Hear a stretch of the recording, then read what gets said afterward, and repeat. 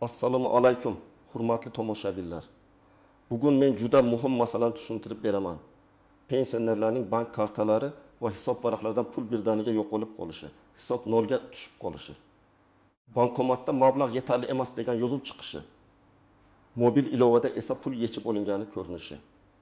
Bu mavzu faqat pensionerlarga emas, ularning farzandlari, nabiralari, qarindoshlari va har oy pensiya nafaqa, kompensatsiya yoki boshqa ijtimoiy to'lov oladigan barcha fuqarolarga tegishli. Men bugun vahma tarqatish uchun emas, aniq tushuntirish uchun gapiryapman. Chunki ko'p hollarda odamlar nima bo'lganini bilmay bankka boradi. Pensiya jamg'armasiga boradi, mahallaga boradi, lekin qayerdan boshlashni bilmagani uchun vaqt yo'qotadi. Shu videoni oxirigacha ko'rsangiz, pul nega qo'yib bo'lgandek ko'rinishini, qaysi holatda bu firibgarlik bo'lishi mumkinligini, qaysi holatda qonuniy ushlab qolish bo'lishini va eng muhimi, o'zingizni qanday himoya qilishni bilib olasiz. Hozir kanalga obuna bo'ling, videoga like bosing. Chunki bu ma'lumot yaqinlaringizning pulini saqlab qolishi mumkin. Avval vaziyat qanday edi? Ilgari ko'pchilik pensionerlar pensiyani naqd pul shaklida olardi. Mahallaga, pochta bo'limiga yoki belgilangan joyga borib, imzo qo'yib, pullarni qo'lga olishardi. Bu usulning ham muammolari bor edi. Navbat ko'p bo'lardi. Odam uyda bo'lmasa pulni olish kechikardi. Ba'zida hujjat masalasi chiqardi. Uzoq qishloqlarda pensionerlar qiynalardi. Lekin bitta jihati bor edi. Pul qo'lga tegardi. Odam qancha olganini ko'z bilan ko'rardi. Hozir esa pensiya va ijtimoiy to'lovlar ko'p hollarda bank kartalariga tushadi. Bu qulay. Bankomatdan yechish mumkin. Do'konda to'lash mumkin. Farzandlar kerak bo'lsa yordam berishi mumkin. Mobil ilova orqali balansni ko'rish mumkin. Ammo shu qulaylik bilan birga yangi xavflar ham paydo bo'ldi. Endi pul nafaqat cho'ntakda, balki raqamli tizimda turibdi. Karta raqami, SMS kod, PIN kod, mobil ilovaga kirish paroli, telefon raqami, pasport ma'lumotlari kabi narsalar juda muhim bo'lib qoldi. Bugungi eng katta muammo shuki, ko'p pensionerlar bank kartasini oddiy plastik deb o'ylaydi. Aslida karta bu hisob varaqqa kirish kaliti. Kimdir shu kalitga ega bo'lsa, pulga ham yaqinlashadi. Masalan, pensioner kartani nabirasiga berib qo'yadi. PIN kodni qog'ozga yozib kartaning yoniga solib qo'yadi. Telefoniga kelgan SMS kodni begona odamga aytadi yoki bank xodimiman degan odamga ishonib qoladi. Natijada pul bir necha daqiqa ichida yechib olinadi. Yana bir o'zgarish. Hozir qarzdorlik, ijro hujjatlari, aliment, kredit, kommunal qarz, soliq yoki sud qarori bilan bog'liq holatlarda ayrim hisob varaqlariga cheklov tushishi mumkin. Odam buni pulimni bank yeb qo'ydi deb o'ylaydi. Aslida bank o'zicha pulni olmaydi. Ko'pincha bankka ijro organi yoki vakolatli tizimdan talab kelgan bo'ladi. Lekin bu ham har doim to'g'ri degani emas. Xatolik bo'lishi mumkin. Adashgan qarzdorlik bo'lishi mumkin. Bir xil ism, familiya sabab chalkashlik bo'lishi mumkin. Shuning uchun tekshirish shart. Asosiy qism 1. Kim xavotir olishi kerak va kim xotirjam bo'lishi mumkin? Men birinchi navbatda kimlar ehtiyot bo'lishi kerakligini aytaman.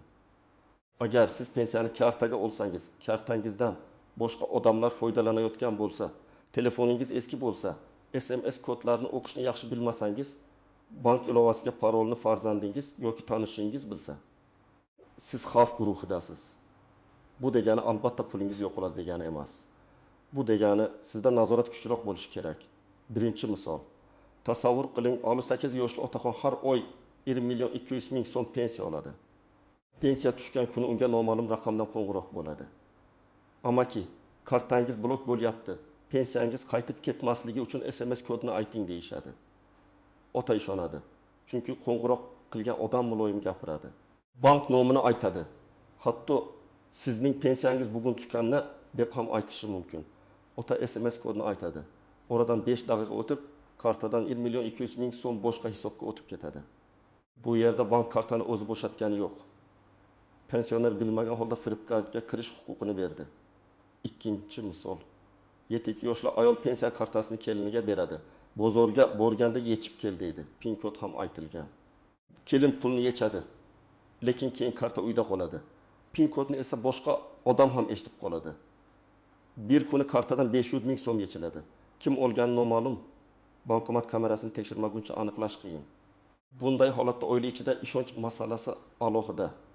Lekin bank nuqtai nazaridan PIN kod egasining sirli ma'lumoti hisoblanadi. PIN kodni boshqa odam bilsa, isbotlash murakkablashadi. Uchinchi misol. Pensionerning kommunal qarzi yoki eski kredit qarzi bor. Masalan, 3 yil oldin 2 million so'm kredit olgan, 600 ming so'm qismi yopilmay qolgan. Ustiga penya yoki sud xarajatlari qo'shilgan. Keyin ijro ishi ochilgan. Pensiya kartasiga 1 million 500 ming so'm tushadi, lekin hisobda 700 ming so'm qoladi. Odam 800 ming so'mim yo'qoldi deydi. Aslida bu ijro hujjati asosida ushlab qolingan bo'lishi mumkin. Lekin bu yerda muhim savol bor. Qancha foiz ushlab qolish mumkin? Aynan pensiya hisobidan to'liq yechib olish qonuniymi? Pensionerning yashash minimumi hisobga olinganmi? Hujjat to'g'ri rasmiylashtirilganmi? Buni tekshirmasdan turib taslim bo'lish kerak emas. 4-misol. Bir pensioner 2 joydan pul kutadi. Asosiy pensiya 1 million 800 ming so'm, qo'shimcha kompensatsiya 300 ming so'm. Mobil ilovada 2 million 100 ming so'm tushgandek ko'rinadi. Lekin bankomatdan 1 million 900 ming so'm yechiladi. 200 ming so'm komissiya yoki boshqa operatsiya sifati ketgan deb o'ylaydi. Aslida ayrim hollarda avvalgi oyda qilingan to'lov, avtomatik to'lov, mobil aloqa, kommunal xizmat, kredit to'lovi yoki abonent xizmati ulangan bo'lishi mumkin. Masalan, kimdir kartaga internet to'lovi, telefon raqami, onlayn obuna yoki mikroqarz ilovasini ulab qo'ygan bo'ladi. Pensioner buni unutgan bo'lishi mumkin. Natijada har oy pul tushishi bilan ma'lum summa avtomatik yechiladi. Endi kimlar nisbatan xotirjam bo'lishi mumkin? Agar siz kartangizni hech kimga bermasangiz, PIN kodni hech kim bilmasa, SMS kodni hech kimga aytmasangiz, mobil ilovangiz faqat o'zingizning telefoningizda bo'lsa, bankdan kelgan xabarlarni muntazam tekshirsangiz va qarzdorliklaringiz bo'yicha ijro ishi yo'qligini bilsangiz, xavf ancha past. Lekin men ehtiyotkorman deb ham beparvo bo'lish mumkin emas. Firibgarlar aynan ishonuvchan, texnologiyani uncha tushunmaydigan, shoshilinch xabarga tez ishonadigan odamlarni nishonga oladi. Men alohida ta'kidlayman. Bank xodimi hech qachon sizdan SMS kod, PIN kod, karta orqasidagi maxfiy raqamni so'ramasligi kerak. Agar kimdir men bankdanman, kodni ayting desa, gapni darhol to'xtating. Agar chindan ham muammo bo'lsa, siz bankning rasmiy raqamiga o'zingiz qo'ng'iroq qiling yoki bank filialiga boring.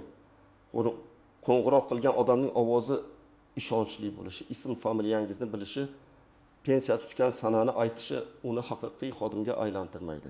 Bugun shaxsiy ma'lumotlar turli yo'llar bilan qo'lga tushishi mumkin. Endi eng chalkash nuqtalarga o'tamiz. Birinchi nozik holat.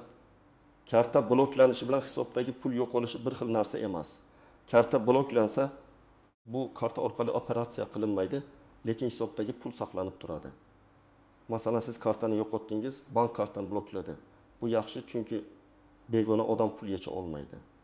Lekin hisob varaq bloklansa yoki unga cheklov tushsa, unda pul bor bo'lsam, undan foydalanish qiyinlashadi. Shuning uchun bankdan aniq so'rash kerak. Karta bloklanganmi yoki hisob varaq cheklanganmi? Ikkinchi nozik holat. Pul holdda turishi mumkin. Ba'zi to'lovlarda summa darhol yechilgandek ko'rinadi, lekin aslida vaqtincha band qilinadi. Masalan, do'konda terminaldan to'lov qildingiz, aloqa uzildi, chek chiqmadi. Lekin SMSda pul yechilgani keldi. Keyin do'kon bizga pul tushmadi deydi. Bunday holatda pul bank tizimida vaqtincha ushlanib qolgan bo'lishi mumkin. Odatda tekshiruvdan keyin pul qaytadi yoki operatsiya yakunlanadi. Lekin buning uchun bankka ariza yozish kerak. O'zi qaytar deb kutib o'tirmaslik kerak. Uchinchi nozik holat pensiya kartasi orqali olingan mikroqarzlar. Hozir ayrim odamlar telefon orqali tezkor qarz oladi. Ba'zan pensionerning telefonini farzandi yoki tanishi ishlatadi. Ilova o'rnatadi, karta ma'lumotlarini kiritadi. Keyin qarz pensioner nomiga yoki kartasiga bog'lanib qoladi. Keyingi oy pensiya tushganda avtomatik yechib olinadi. Pension esa men qarz olmaganman deydi. Shuning uchun telefoningizga kim nima o'rnatganini tekshiring. Bank kartangizni hech qaysi ilovaga tushunmasdan bog'lamang. 4-nozik holat. Qarindoshlar tomonidan ishlatiladigan kartalar. Men amaliyotda ko'p ko'rganman. Pensioner kartani o'g'liga beradi, o'g'li xarajat qiladi. Keyin oila ichida kelishmovchilik chiqadi. Bankka borganda esa kartamdan pul yo'qoldi deyiladi. Agar PIN kod ixtiyoriy berilgan bo'lsa, karta egasi operatsiyani inkor qilishi qiyin bo'ladi. Shuning uchun oila ichida ham moliyaviy tartib bo'lishi kerak. Kim pul yechdi, qancha yechdi, nima uchun yechdi, buni yozib boring. Bu ishonchsizlik emas, bu tartib. 5-nozik holat. Ijro organlari tomonidan ushlab qolish. Ba'zi pensionerlar pensiyadan umuman ushlab qolish mumkin emas deb o'ylaydi. Bu har doim ham to'g'ri emas. Qonunchilikda ayrim qarzdorliklar bo'yicha ushlab qolish tartibi bo'lishi mumkin. Lekin bu tartibning chegarasi, hujjati asosi bo'lishi kerak.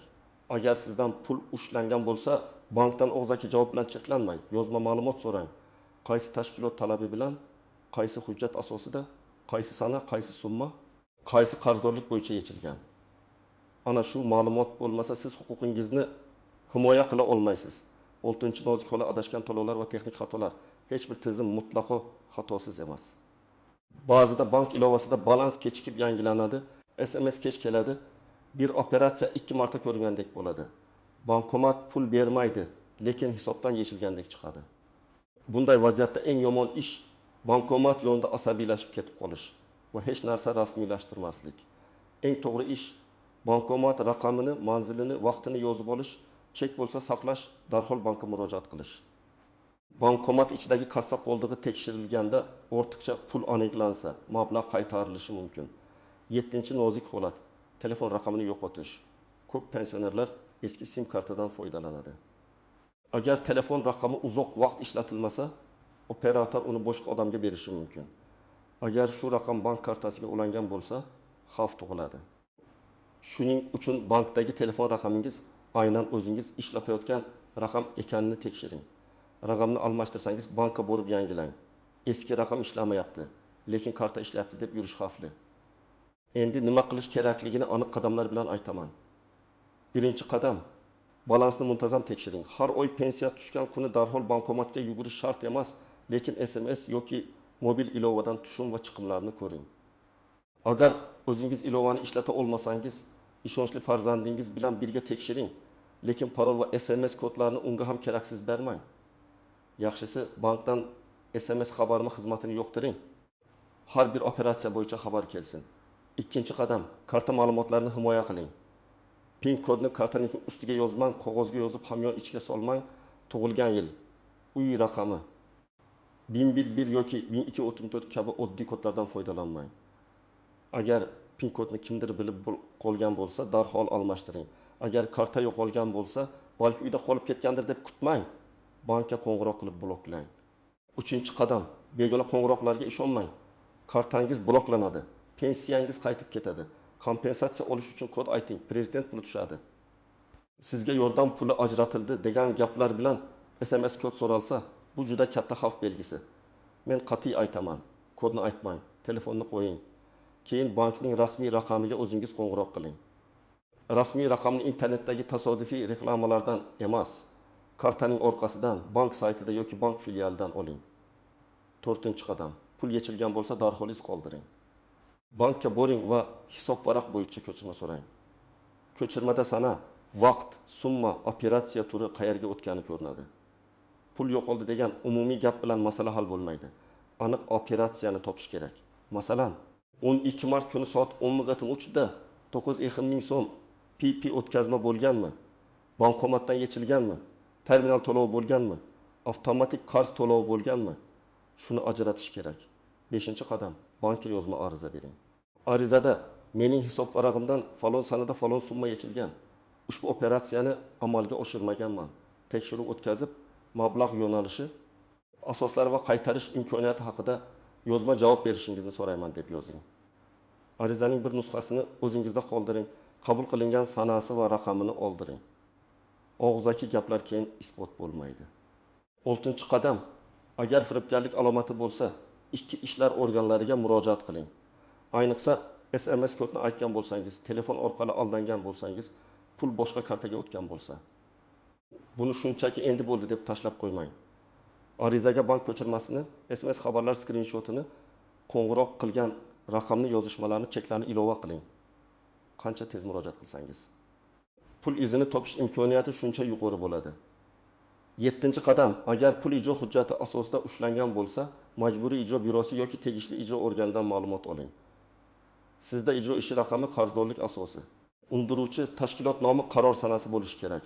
Agar qarz sizniki bo'lmasa, allaqachon to'langan bo'lsa yoki summa noto'g'ri bo'lsa, e'tiroz yozing. To'lov qilgan bo'lsangiz, kvitansiyalarni yig'ing. Men to'laganman degan gap hujjatsiz kuchsiz bo'ladi. 8-qadam, Pensiya jamg'armasi bilan ham tekshiring. Ba'zida muammo bankda emas, pensiya tayinlanishi, qayta hisob-kitob, ortiqcha to'langan summa, hujjat muddati, nogironlik guruhi bo'yicha ma'lumot, yashash joyi o'zgarishi yoki boshqa ma'muriy sabab bilan bog'liq bo'lishi mumkin. Pensiya kam tushgan bo'lsa, bankdan oldin yoki bank bilan birga pensiya jamg'armasidan hisob-kitob varaqasini so'rang. Qaysi oy uchun qancha hisoblangan, qancha to'langan, nima ushlangan? 9-qadam. Yaqinlaringizga moliyaviy savodxonlikni tushuntiring. Men ayniqsa farzandlarga murojaat qilaman. Ota-onangizga faqat hech kimga kod aytmang deb qo'yish yetmaydi. Ularga amaliy tarzda ko'rsating. Bankdan haqiqiy SMS qanday keladi? Firibgar xabari qanday bo'ladi? Bank xodimi nimalarni so'ramaydi? Shubhali qo'ng'iroqda nima deyish kerak? Bularni bir marta emas, qayta-qayta tushuntiring. Pensioner odam xijolat bo'lib sizga aytmasligi mumkin. Meni aldashdi deyishga uyalishi mumkin. Shuning uchun uyda shunday muhit bo'lsinki, u darhol sizga ayta olsin. 10-qadam, hujjatlarni tartibga soling. Pasport yoki ID karta nusxasi, pensiya guvohnomasi, bank kartasi shartnomasi, hisob ko'chirmalari, to'lov kvitansiyalari, kredit yopilgani haqidagi ma'lumotlar, sud yoki ijro hujjatlari, bular alohida papkada tursin. Muammo chiqqanda odam birinchi kuni hujjat qidirib vaqt yo'qotadi. Vaqt esa bunday vaziyatda juda muhim. Men yana bir muhim maslahat beraman. Pensiya tushgan zahoti hammasini kartada qoldirish yoki hammasini naqd yechib olish masalasida o'zingizga qulay va xavfsiz tartib tanlang. Agar siz karta bilan to'lashni bilmasangiz, doim firibgarlardan qo'rqsangiz, kerakli qismini naqd qilib oling. Lekin naqd pulni ham uyda ochiq joyda saqlamang. Agar kartadan foydalanishni bilsangiz, unda limitlar o'rnating. Ba'zi banklarda kunlik yechish yoki o'tkazma limitini pasaytirish mumkin. Masalan, kartada 2 million so'm bo'lsa ham, bir kunda 300 ming so'mdan ortiq o'tkazma bo'lmasin deb qo'yish xavfini kamaytiradi. Yana shuni biling, kartangizga bog'langan telefon xavfsiz bo'lishi kerak. Telefoningizga parol qo'ying. Begona ilovalarni o'rnatmang. Kimdir mana shu ilovani o'rnatsangiz pul tushadi desa, ishonmang. Telefoningizni ta'mirga berganda bank ilovasidan chiqib qo'ying yoki bank bilan maslahat qiling. Telefon yo'qolsa, faqat sim kartani tiklash emas, bankka ham xabar berish kerak. Bugungi mavzuning eng muhim xulosasi shuki, pensionerlarning pullari o'z-o'zidan yo'qolib qolmaydi. Odatda 3 ta asosiy sabab bo'ladi. Firibgarlar karta yoki SMS kod orqali pulni olib qo'yadi. Qarzdorlik yoki ijro hujjati sabab pul ushlab qolinadi. Yoki bank va to'lov tizimida texnik hamda hujjatli chalkashlik yuz beradi. Har bir holatda yo'l boshqa. Lekin birinchi qadam bir xil. Vahimaga tushmang, aniq ko'chirma oling, yozma murojaat qiling, hujjatlarni yig'ing. Men sizdan iltimos qilaman. Bu videoni pensioner ota-onangizga, qo'shningizga, qarindoshingizga tushuntirib bering. Chunki birgina SMS kodni aytib yuborish butun oylik pensiyaning ketishiga sabab bo'lishi mumkin. Izohlarda yozing, sizda yoki tanishlaringizda pensiya kartasidan pul yechilib ketgan holat bo'lganmi? Bank qanday javob bergan? Muammo qanday hal bo'lgan? Tajribangiz boshqalarga yordam beradi. Videoga like bosing, kanalga obuna bo'ling va bildirishnomani yoqib qo'ying. Men keyingi videolarda pensiya, nafaqa bank kartalari, qarzdorlik va fuqarolarning huquqlarini oddiy tilda tushuntirishda davom etaman.